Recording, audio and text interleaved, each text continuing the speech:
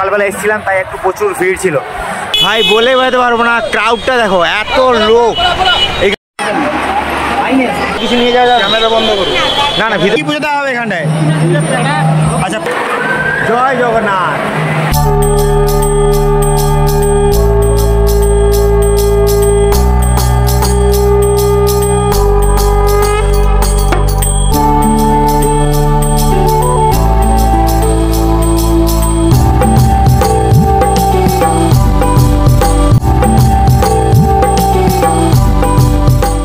Hello everyone, good morning, this your channel DMart Sumit and welcome back to another brand new blog video. तो guys केमन आছো ভাই? সবাই ভালোই আছো আর সুস্থ আছো। তো গাইস এখন আছি দীঘার জগন্নাথ মন্দিরে। পুরো বাংলাতে যেটা প্রচলিত আছে দ্বিতীয় ধাম বলে। তো এই যে দেখতে পাচ্ছ, এইটা হচ্ছে দীঘার জগন্নাথ মন্দির। তো এখন প্রায় সকাল 11টা বাজে, আর এই 11টার সময় কিন্তু এত রোদ ভাই, বলে বোঝাতে পারবো না। দেখছো ঘাম বেরিয়ে যাচ্ছে। তো বাইকটা এখানে মানে পার্কিং করে ভাবছিলাম, মানে এই সাইডে, কিন্তু এখানে নো পার্কিং লেখা আছে, তাই জন্য নিউ দীঘাতে বাইক পার্কিং করে এখানটায় আসতে হলো হেঁটে হেঁটে। তো যাই হোক, আর ওই সাইডে আছে গেট।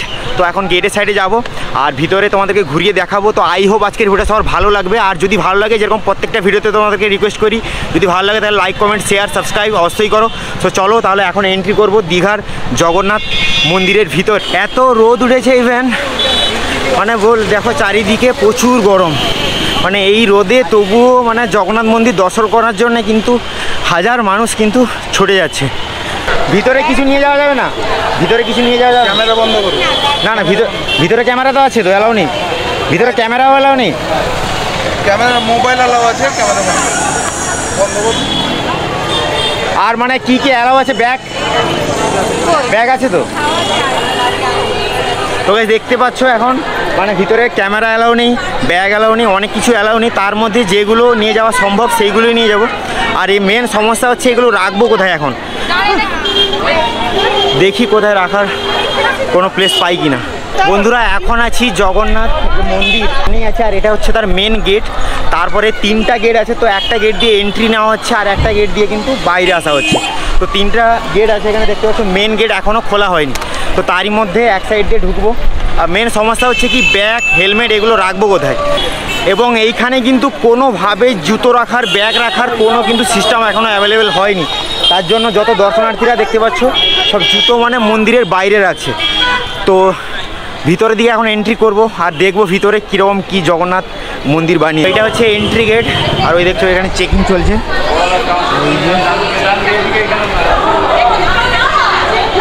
তো বন্ধুরা এখন যাচ্ছি মন্দিরের ভিতরের দিকে, আর এত গরম মানে ভাই বলে বোঝাতে পারবো না। পুরো পায়ে কিন্তু পুরো গরমের তাপ লাগছে। তো যাই হোক চলো এখন যাবো মন্দিরের ভিতরের দিকে। আর ওই যে দেখতে পাচ্ছ এগুলো হচ্ছে প্রদীপ স্তম্ভ। ওই দেখো 1, 2, 3, 3, 6টা, মানে মন্দিরে ঢোকার সময় কিন্তু 6টা প্রদীপ স্তম্ভ রয়েছে। ওই যে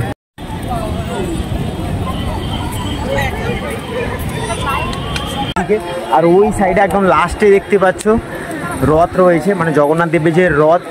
আর কিছুদিন পরে তোমরা জানো যে কিছুদিন পরে রথযাত্রা আছে, তো সেই দিন হয়তো রথ বার করবে এখান থেকে, আর পুরো দীঘাটা হয়তো পুরো ঘোরানো হবে। তো যাই হোক চলো, এটা হচ্ছে মন্দিরের প্রবেশদ্বার দেখতে পাচ্ছ ওই যে। তো বন্ধুরা এখন ঢোকা টাইম হয়ে গেছে, কারণ এখন একটু খালি আছে। সকালবেলা এসেছিলাম তাই একটু প্রচুর ভিড় ছিল। তো আমি সাজেস্ট করবো তোমরা যদি আসো তাহলে ঠিক 12টা 1টার দিকে আসো, একটু ফাঁকা হবে সেই টাইমটা, একটু দর্শনার্থীরা কম থাকে। আর বাইরে এত গরম, ভিতরে কিন্তু প্রচুর ঠান্ডা। ওই দেখতে পাচ্ছি কত লোক। ওই যে ভগবানের দর্শন সামনেই, ঢুকতে না ঢুকতেই ভগবানের দর্শন হয়ে গেছে। ভিতরে অনেকটা ঠান্ডা, কিন্তু বাইরে প্রচুর গরম। বন্ধুরা ওই যে পিছনে দেখা যাচ্ছে জগন্নাথ দেবের মানে মেন মন্দির। তো এখানটা একটা ছোট্ট পন্ড মতো রয়েছে দেখতে পাচ্ছ, খুবই ভালোই লাগছে। মন্দিরের সামনে যেহেতু আসছে আর ঠান্ডা ঠান্ডা হাওয়া কিন্তু এখান থেকে গায়ে লাগছে। তো চলো এখন যাবো মেন মন্দিরের দিকে, কেননা যত দেরি করবো তত কিন্তু দর্শনার্থীরা ভর্তি হয়ে যায়।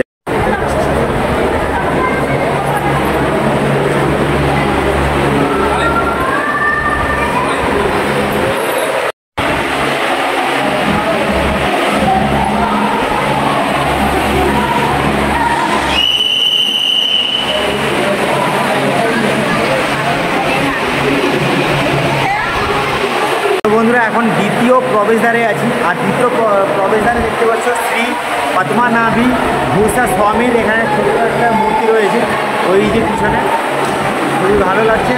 আর দর্শনার্থীরা সব এখানটায় পয়সা দিয়ে আছে। তো এরপরে যাবো তৃতীয় প্রবেশদ্বার। বন্ধুরা এখন পিছনের স্ট্রাকচারগুলো দেখো, পুরো একদম রাজস্থানের যে গোলাপি পাথর, মানে তোমার পাহাড়পুরের যে গোলাপি পাথর দিয়ে কিন্তু পুরো মন্দিরে যে আর্কি স্ট্রাকচারগুলো পুরো তৈরি করা হয়েছে। যেহেতু জগন্নাথ ধামকে উদ্দেশ্য করে এই 213 ফিটের মন্দির উদ্বোধন করা হয়েছে, তো তারই জন্য কিন্তু জগন্নাথের যে পূজা পাঠ নিয়ম সব কিছু কিন্তু এখানটায় মেনে চলা হয়। তো বন্ধুরা এখন চলে এসেছি মন্দিরের ভিতরে, আর অনেকটাই কিন্তু ঠান্ডা। আর ওই যে রয়েছে জগন্নাথ দেবের মূর্তি পিছনে দেখতে পাচ্ছ, অনেক দর্শনার্থীরা ভিতরে ঢুকেছে। তো চলো এখন ভিতরে, আর তোমাদেরকেও দর্শন করাবো আজকে জগন্নাথ দেবের। বন্ধুরা এখন মেন মন্দিরের ভিতরে ঢুকে গেছি, আর ওই দেখো জগন্নাথ দেবের দর্শন। তো এখানটায় সাইডে চলছে হরে কৃষ্ণ নাম পাঠ, আর তারই মধ্যে কত দর্শনার্থীরা দেখো ওই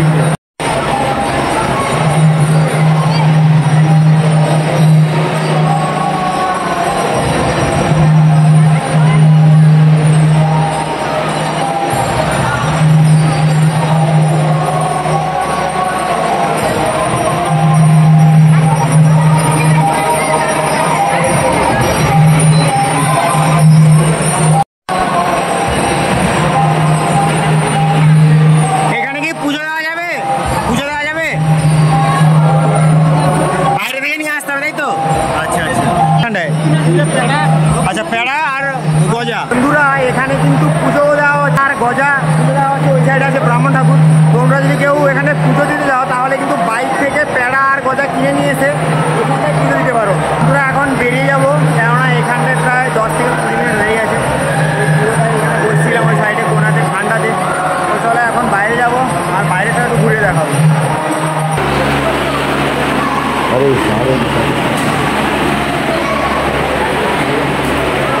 তো বন্ধুরা এখন প্রসাদ খাওয়া হয়ে গেল, এখন যাবো বাইরের দিকে, কেননা অনেক দুপুরবেলা হয়ে গেছে। আর তোমরা যদি কেউ প্রসাদ খেতে চাও মানে এই জগন্নাথ মন্দিরে এসে, তো দেখতে পাচ্ছ এটাই হচ্ছে মেন মন্দির। আর মেন মন্দিরের ঠিক অপোজিট সাইডে কিন্তু এখানে একটা মানে প্রবেশদ্বার রয়েছে। তো এই প্রবেশদ্বারে কিন্তু ভিতরে কিন্তু প্রসাদ বিতরণ হচ্ছে।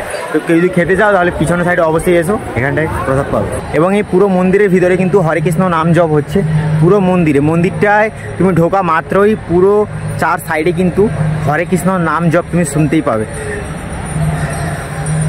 তো এই দেখছো ওই হচ্ছে বিশাল বড় মন্দির জগন্নাথ দেবের।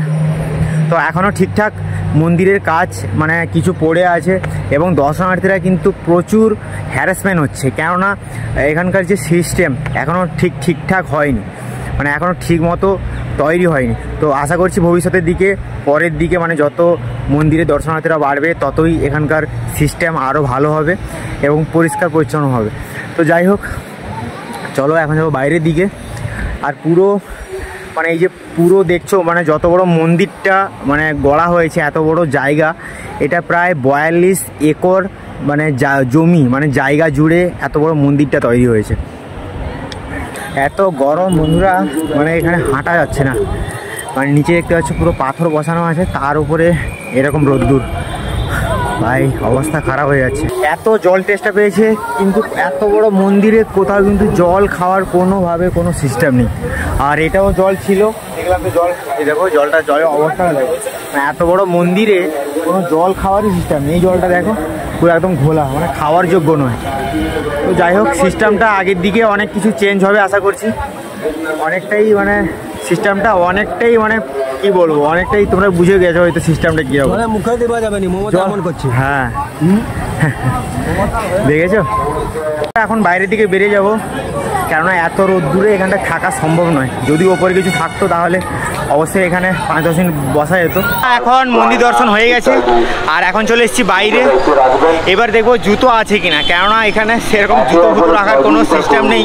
তো তার জন্য একটা গাছ গোড়ায় জুতো রেখে দিয়েছিলাম, তো দেখি জুতোটা আছে কিনা। আর ওই যে আমার জুতো পড়ে আছে ওই দেখো।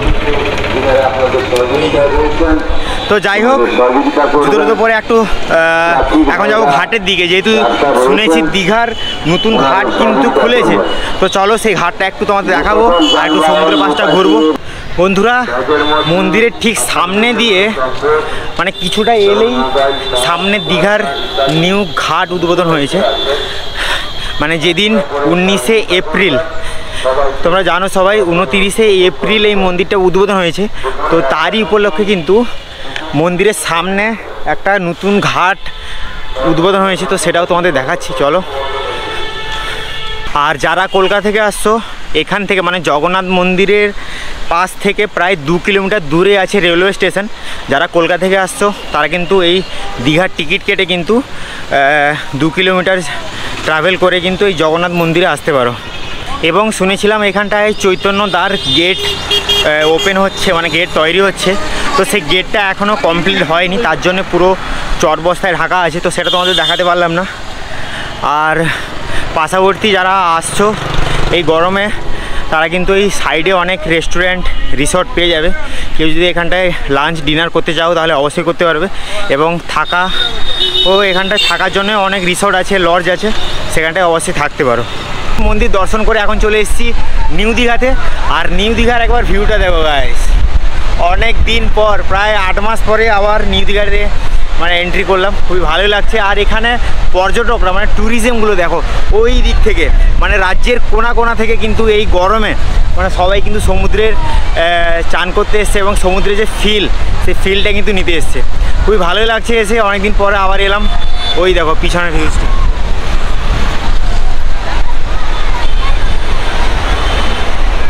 এই গরমে কিন্তু ভাবছিলাম যে সমুদ্রে চান করব, কিন্তু তেমন জামা কাপড় নিয়ে আসিনি, তাই জন্য আর চান করা হবে না।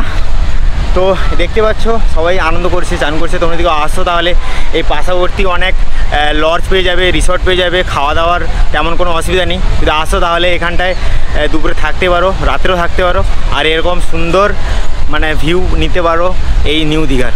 বন্ধুরা এখন চলে এসেছি দীঘার নিউ জগন্নাথ ঘাটে। আর এই দেখতে পাচ্ছ এটা হচ্ছে নিউলি ওপেন হয়েছে, মানে নিউলি খোলা হয়েছে দীঘার। ওই দেখো ঘাটটা,